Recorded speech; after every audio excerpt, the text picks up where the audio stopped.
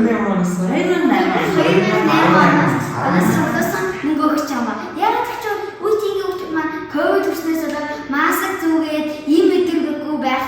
Учраас ингээд энэ мөнгөийг бэлгэж байгаа маа.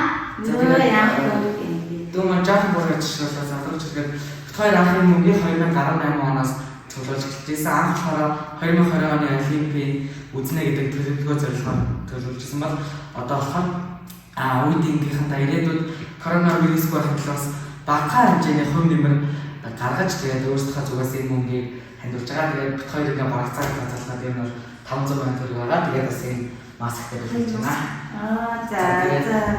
Тэгээд бас үеийнхэнтэй хэлэхэд бас бүгд маскаар зүгээрээ гараа ярихаарай. Тэгээд бидний төлөө өгч ажилтдаг нэмшнэртэй маш их баярлалаа.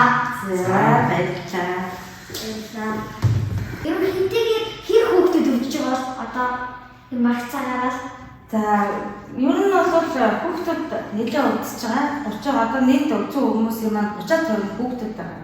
Яг хүүхдүүд маш ихээр удаж байна гэхээр хүүхдүүд маань вакцин хамрагдаагүй. Тэгээд гэр бүлээсээ халдварууд маш их авч байгаа.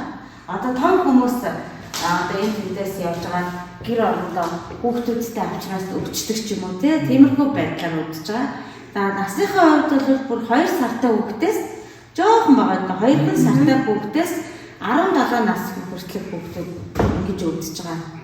Тэгэхээр одоо манайд 16-аас дээш насны хүүхдүүдэд вакцин хийж байгаа шүү дээ. Тэгэхээр 16-аас дээш насныхан маань одоо вакцин хамрагдахаар харьцангуй гайгүй болбоо.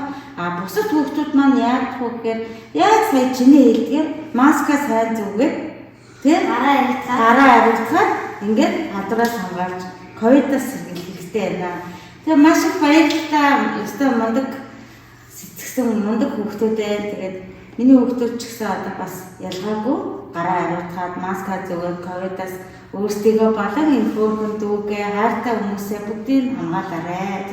За баярлалаа. Баярлалаа.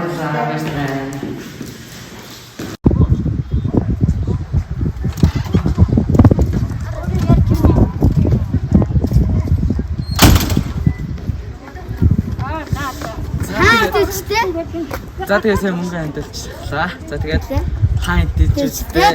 Энэ үсийг гисэн. За тэгээд маска зүгээд гараа хариуцгаарай.